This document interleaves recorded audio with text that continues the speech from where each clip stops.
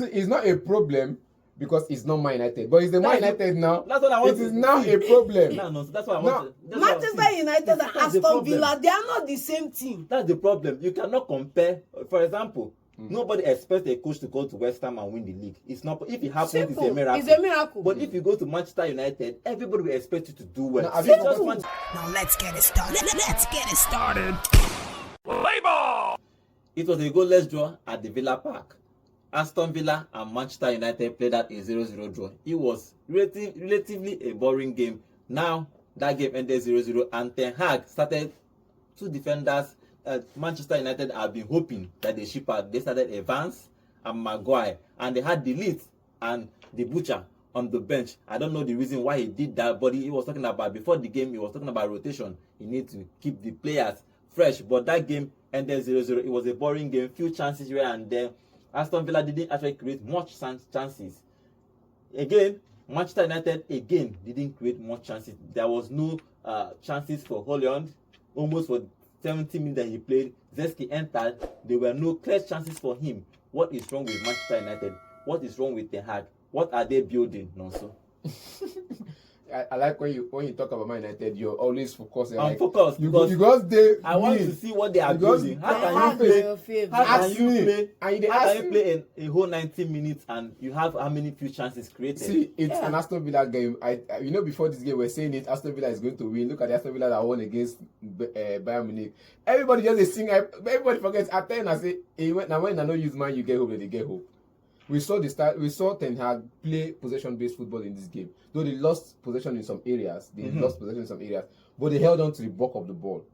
Understand this? The old men, look at the old men now. Like Ten Hag said, Ten Hag talking before the game. He said, we need to refresh. We need to play some kind of young guys. And you see this guy on the bench, not even in the team list today. Amad Diallo. You get Garnacho starts there. Haaland starts. Now, you see that why are they starting Evans? Now be the team, nobody.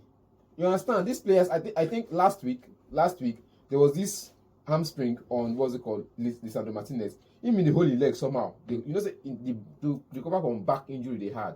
You get, so he was kind of stretching his legs and stretching his back last weekend. Then during the week, midweek, you know as game they be now, it was intense. He had to come off. What if he had an injury? I saw him in training the other day and he wasn't giving intensity in training. You get, so some coaches like. Player we don't go injury. I was telling you earlier about Thomas Partey. Player we don't go injury. You see an injury record. You go got to manage him. You know, go they play week in week out because if you don't manage him well, you go lose him.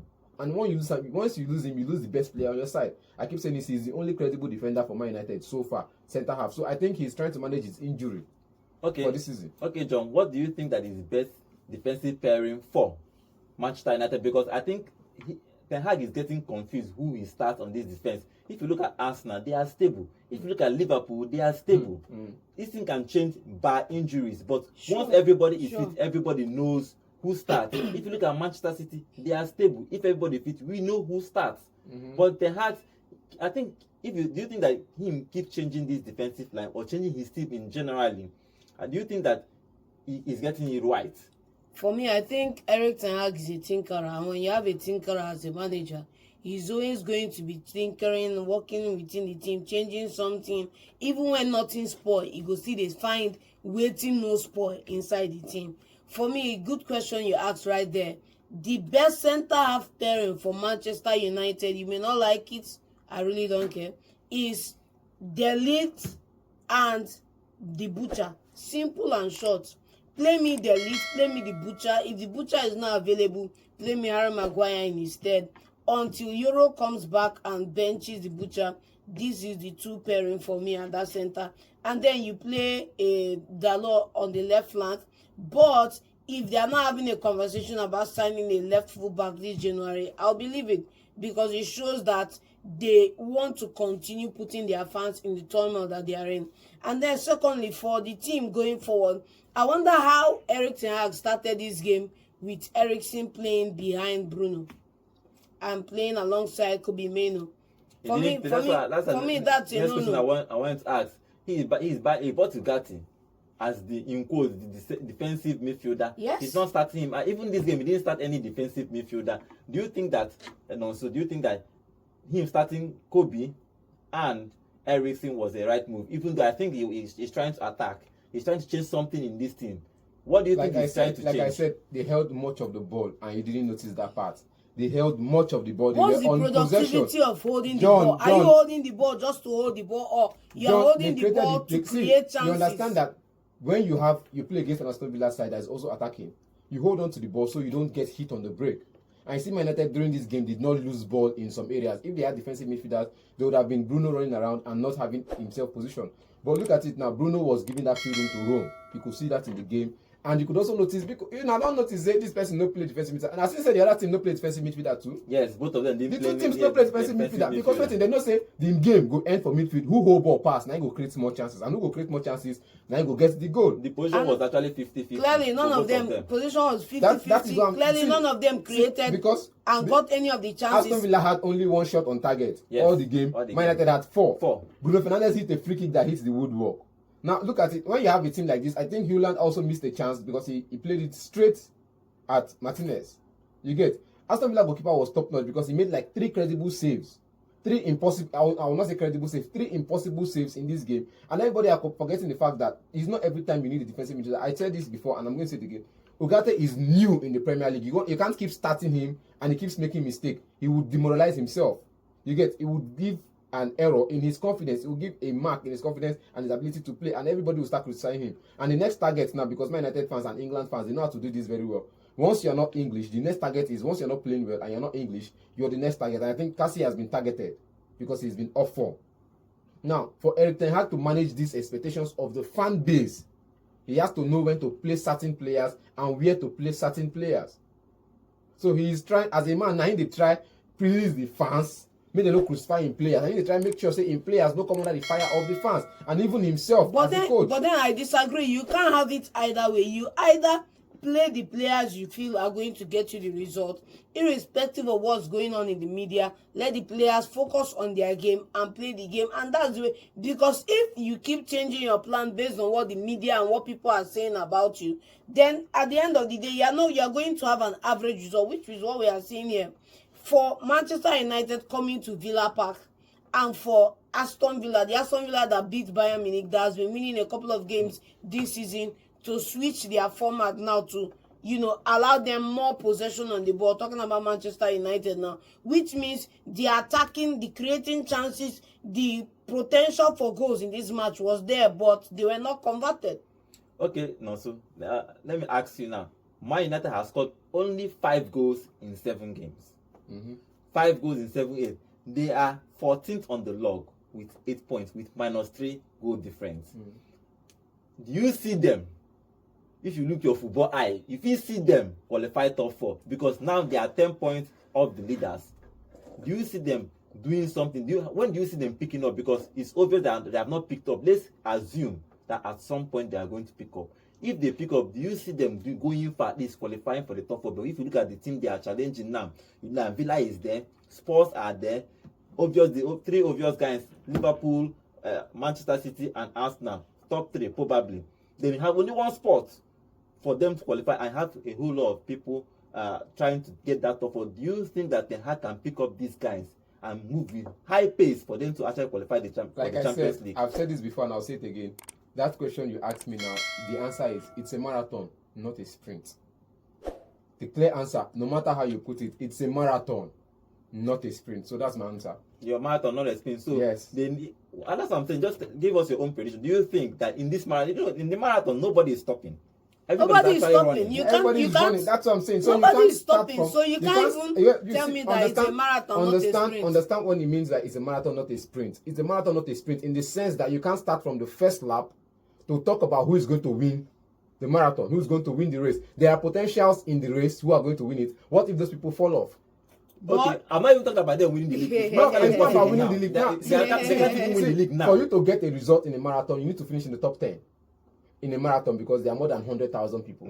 Now, like I said, in the league, Premier League is not a league. It's not a sprint. It's a marathon. You have to have 38 games, and you want me to start calling from game week 1. Last season, we also called from game week 1. What happened? Nobody was there expected. 2 seasons ago, nobody expected Newcastle to be there. Last season, nobody expected Aston Villa to be there. Now, what happened? At first, they ran them out. but they finished in the top 4. So same thing happens with Man United this season. Count them out until the end of the season, until game week 20. You know what for. Okay, let's look at the. I disagree. He's talking about marathon. Okay. And the reason why I disagree is because you can call it a marathon all you want. It could be a spacewalk if you want to call it a spacewalk. I don't really care. The bottom line is there are 38 games in the Premier League season. How you play one is how you play the remaining 37. So if at any point in time in any of those games you go into a game sleeping into the match and you need to concede for you to wake up to play a game, it tells me that you are tending towards the bottom half of the table in the season. So the only thing you can do, I don't know why for John considering a goal first and coming back to win that game is a problem when it comes to Man United. It's but when it talking comes to other about team, it's normal performance team, it's mentality. and play mentality. But when The it comes to other mentality, team, the it's performance mentality. is Other teams off. concede first and win the The game F- for the- John the is okay. performance But when and it the comes to Man mentality is off. United, for John, when other teams concede first and you end up winning the game, is okay. It's mentality. But when it comes to Man United and they concede first and end up winning that game, it becomes a problem. It becomes a mentality flaw. I don't know why that is, but I just said, you asked me a question, I give you an answer. For me, I'm saying that it's not a marathon. It's not a marathon. Not a sprint. Because how you start any journey is how you finish it, and how you take one match. That's the way you want to look at an outcome. I'm telling you to shift your perspective from outcome of finishing top 4 to input. How did they play today's game? How many chances were created? Were they clinical enough? Did they make those chances big? Were they able to play a good playing style? Do you see progression there? If you can't see any of these things, you can keep winning games, maybe 1 goal or 2 goals in or whatever. At the end of the day, when the people who are firing on all cylinders to carry the team pack up, everybody will just crumble around you. So for me, I'm not seeing what will make me believe that this team can finish in top 4. I still have my bet with that guy, and we'll see how it happens. But I'm telling you, bruh, if you like, call it a 1,000-day race, brother. If you are breaking the laws of the game, if you are breaking the principles of the match, we know where you end up. Okay, let's talk about Emery a little bit, because Emery, for the past how many seasons, and he's been building this Aston Villa side. Now they got to a point. I think the point means more to Aston Villa than it means more to Manchester United, because they are 5th, 14 points now. They're just 4 points ahead. Only Liverpool are 4 points ahead of them. That means they are actually in it. If you can quote it, they're actually in the title race in quote, because it's just 4 points after 7 games. Now, Emery, do you think that this Aston Villa side that he's building that? Okay, let's talk about top 4. Do you think that they can finish top 4 again this season? The way they have played, also. He said it that the target does not mean the noise doesn't affect the way he plays. And for someone like that to say that he's focused. The noise does not affect the way he plays means he knows what the target is.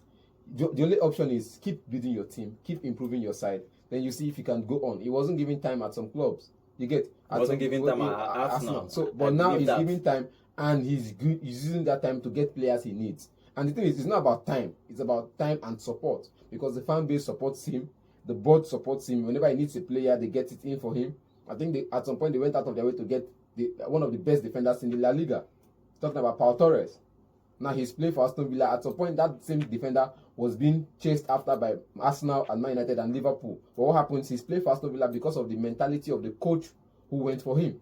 And not just the mentality, they've had a working relationship. Let's not come in here and write it all off as stardust. He's worked with this man before, and he trusts him, and he's gone to Aston Villa rather than going elsewhere. Simple and short. Ten Hag is bringing people he trusts from other clubs. So how far now?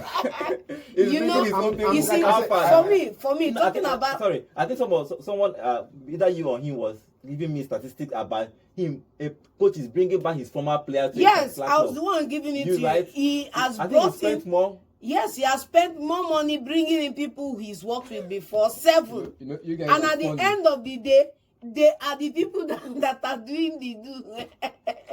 You guys are funny. Like I said, it's the Premier League. Pau Torres came in last season.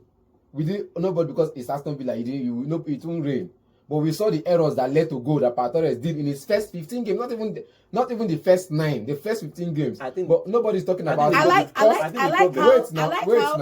has a blind spot for Manchester United. It's not but he doesn't have the same blind spot for West Ham. See, it's not a problem because it's not Man United. But it's the Man United now. That's what I want. It is now a problem. No, that's what I want. Manchester United and Aston Villa, they are not the same team. That's the problem. You cannot compare. For example, nobody expects a coach to go to West Ham and win the league. It's not. If it happens, Simple. it's a miracle. It's a miracle. But if you go to Manchester United, everybody will expect you to do well. Now, It's just Manchester United. You won't blame anybody about it. See, it's just the rave of the media this period. It's You've not forgotten about the that Man rave of United the were media. also one of the most patient club in the world. Why were they patient? After the Munich because of the disaster. Busby babes, because of the Munich You get- disaster. That's why and they were patient. while they were building, and that and while they were building phase, building- that building phase was characterized by buying young players, building a team, and growing them. That's what it was characterized by. But once they tasted success and they started getting results, they changed the model. They abandoned the They did not academy change the model and because went if you still after look star at- players. if you- they did Let's not- call they it what did not it change is. the model, because if you still look at the young players they still brought in, they were given time and opportunity. Rooney, wey we know, now small people wey see am play for Everton at the age of what, 19. You get Ronaldo, 17. Somebody Somebody that like was that. bossing the Premier League for Everton. Some other is players an like unknown. that. See, like I said, Wow. now small picking. Wow. Wow. Same I thing with think- same thing Wow. with what's it called, Ferguson now, because Ferguson is bossing now for Brighton also. You now felt like he's a world class. These players were not world class. They were young players who was brought in by Ferguson under his reign and were given the opportunity to shine. In Ferguson era, he was buying expensive players and he was buying young players. It was mixture of both, and he was promoting players from his academy under 21s, and he formed a formidable team. But they were agreeing who Ferguson bought, and young players and the expensive player. But generally, Manchester United are now a buying club. They are now buying superstars, and Ten Hag is buying players. Most of his former players to make sure that Manchester United progress. Okay, finally, guys, how do you rate this match for Ten Hag? Do you think that he did well? You know, they have -3 in goal difference, which is actually poor for Manchester United standard. You know, the issue there is that coaching a Manchester United and coaching probably a Brighton are two different expectations. The media will always be on Manchester United. If you draw a game, the media is on you. If you don't play well, the media is on you. So I think that's part of the pressure Ten Hag is facing. Probably if he's coaching probably a Brighton side, nobody probably will bother him. But now he's under immense pressure. Do you think that he will survive this pressure? No, sir. I just feel like he will survive it because the pressure is from the media. The board are just okay because it's a new board, it's a new takeover. Like I said, it's a new takeover. They just came into the season last season. Perhaps at the end of the season, they bought the club maybe in January, but they just came into the the highlights by the summer, and that was when they started their function. So they will have to stick with him for like 2 years. To grow his team, to grow if they could align themselves with his philosophy. And if it doesn't work out, then fine, they can let him go. So for you, 2 years for him to build up. Okay. Under the new management. In his press conference before the game, he said that they should give him time to the end of the season. Do you think that with what's happening in Manchester United, the management, all of them was seated today, everybody was there to watch that game? Do you think they should give him more time? I think after the international break, which is coming up, they have to sit down and evaluate things again and come out with another verdict about their hand. I think it's funny that other managers, when they are going through tough times, are talking about how they can improve the side, how they can turn things around. And Ten Hag seems to be the only manager that is battering for time with the management in public. I don't think that's a wise move from him, asking for more time from the media, asking for more time from the board and whoever, or asking for more time from the fans. The most important thing is, if you do your job and you get the team playing right, time is given to you. The club is losing points. The club is going down. You are watching your investment go down to 14th, have a -3 goal deficit, have a couple of players that are not up to the standard of what Manchester United is up to. The manager you put in place to get the job done is, playing whatever you would like to say with the media and with the fans and with everybody's expectations of Manchester United, telling you to give him time. If you are seeing a performance, if you are seeing a play style, if you are seeing some of these indicators in matches, you will say yes. You don't need what's his name now? Unai Emery doesn't need to come to the press to say give me more time. You are seeing results. What's his name? Enzo Maresca doesn't need to come to the press to say give me more time. You are seeing results. And whenever those things change, he's going to come up to the media and own it and change the narrative on the pitch. So for me, I think Erik Ten Hag is running out of time and he knows it. Okay, that game ended 0-0. Aston Villa and Manchester United. That game was really bit boring. Few chances created. Fernandes hitting the bar, But the issue now is Manchester United are 14th on the table and they have -3 in goal difference, and Manchester United fans, I don't think they are happy with the state of their club. But Ten Hag is saying, give me to the end of the season. I don't like coaches getting sacked, but probably for me personally, I think they should allow him to stay throughout the season to see if he can actually wrestle Manchester United to the top 4. See you guys later.